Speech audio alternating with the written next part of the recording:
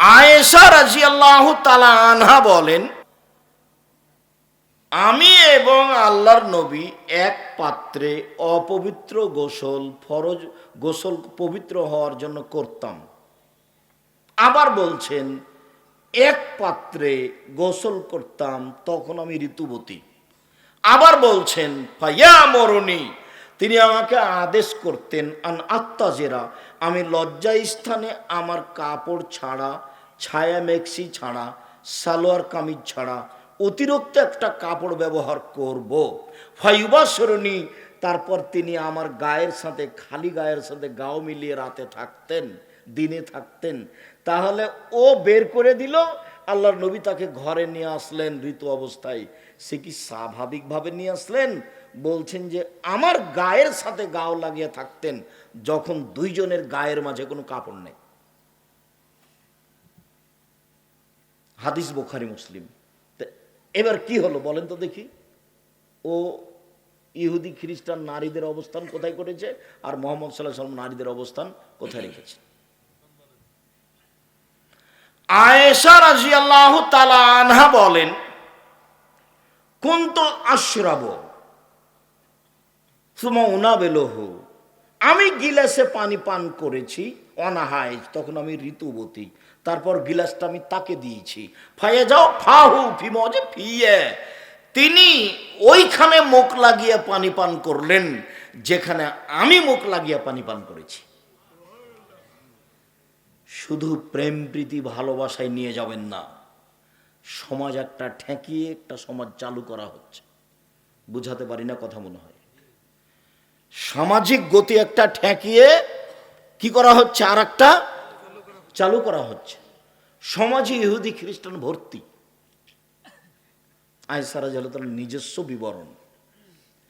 আয়েশা রাদিয়াল্লাহু তাআলা বলছেন, ওয়াতাররাকুল আরকা, আমি একটা গোশত দাঁতে ছিঁড়ে খেতাম, সুমাউনা বেলহু, তারপর ওই গোশতের টুকরায় রাসূলের হাতে দিতাম।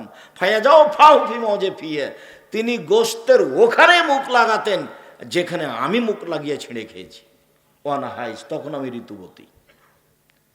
আগের যে ইহুদি খ্রিস্টানদের অবস্থা ঋতুবতী নারীর সাথে, যেটা বললাম সেটা ভালো করে মনে রাখতে হবে। ওদের সাথে খাবেও না, ওদের সাথে মিশবেও না। কেন? ঋতুবতী হয়েছে এই জন্য। আনাস রাদিয়াল্লাহু তাআলা আনহু বলেন,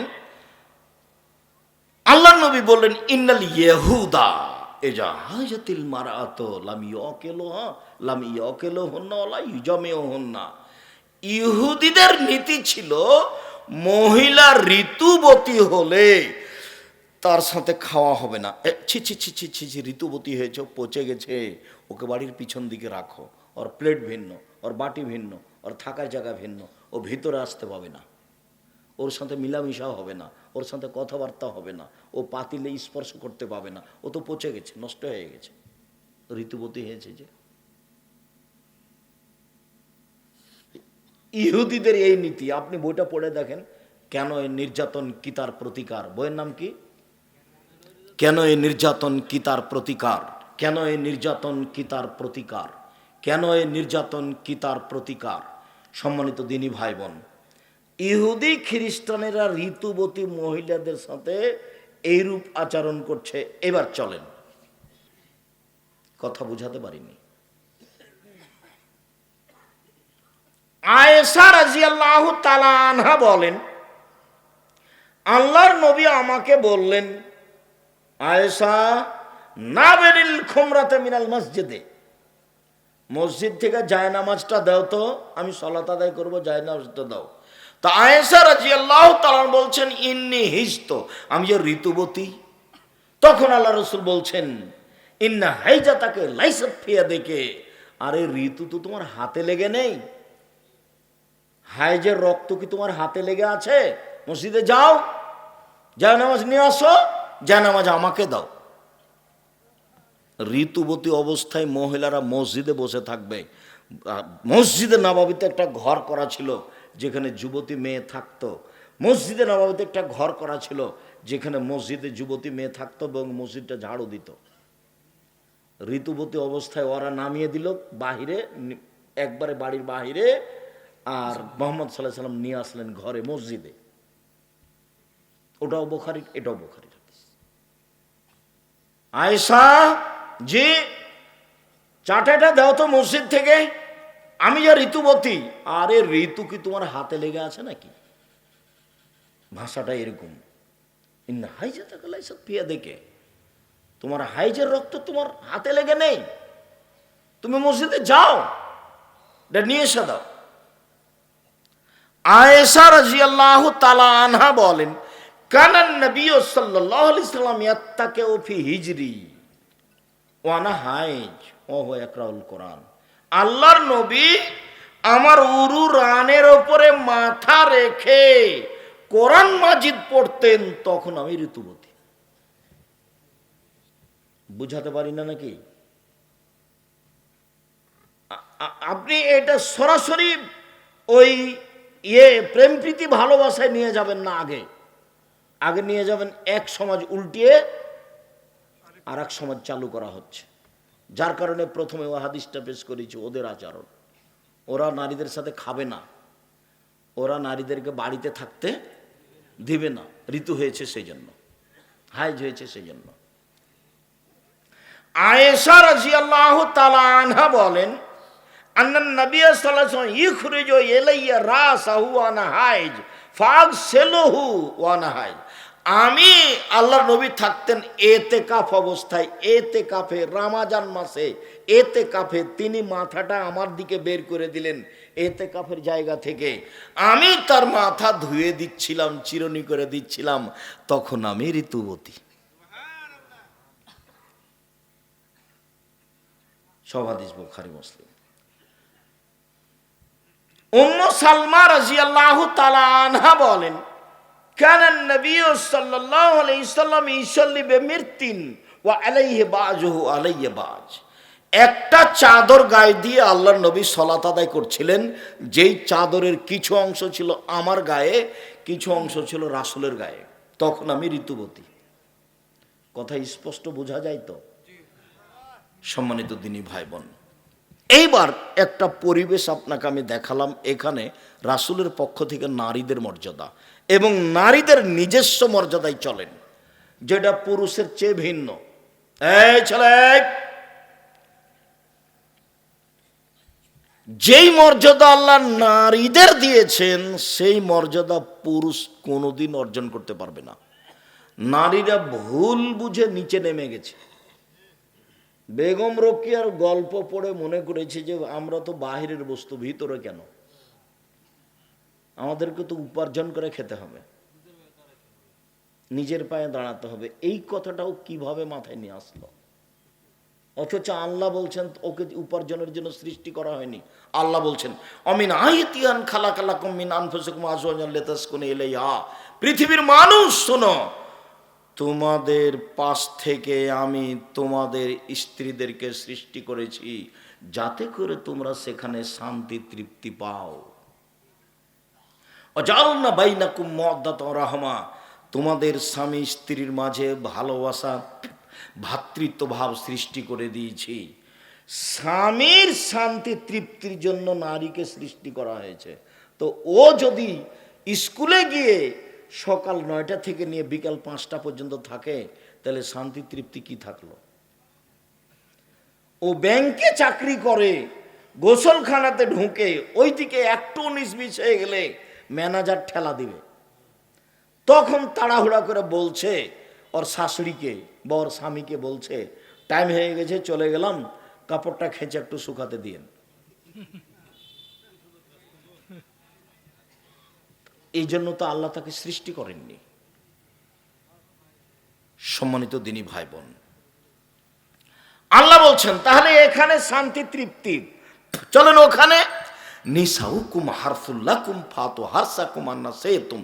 পৃথিবীর মানুষ তোমাদের স্ত্রী তোমাদের জমি, পৃথিবীর মানুষ তোমাদের স্ত্রী তোমাদের ক্ষেত, তোমরা তোমাদের খেতে আসো তোমাদের ইচ্ছা মতো, তোমাদের যেটা শান্তি তৃপ্তি হবে সেটা তো হবেই।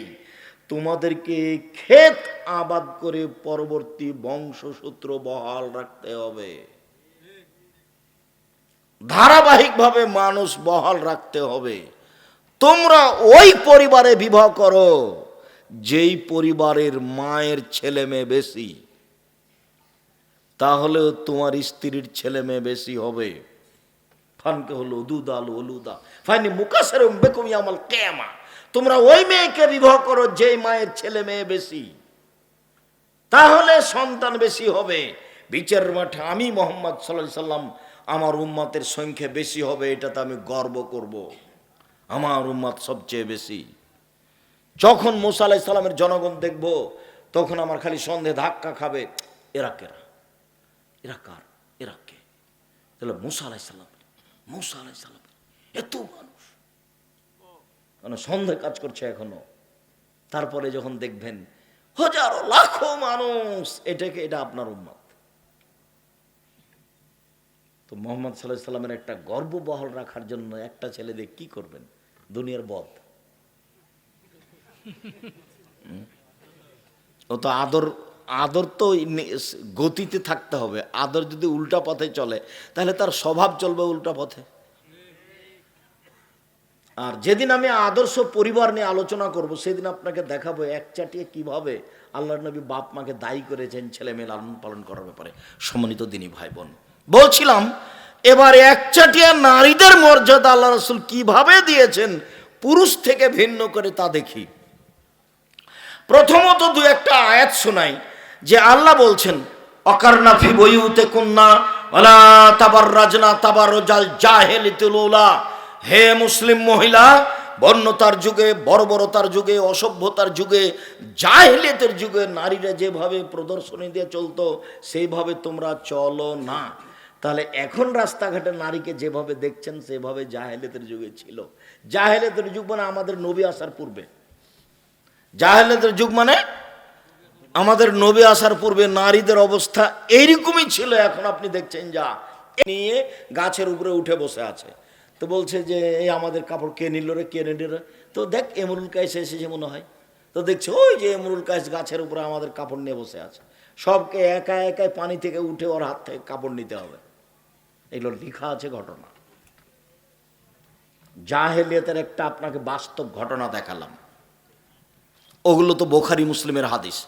সম্মানিত দিনী ভাই বোন, দেখাচ্ছি তাদের মর্যাদা।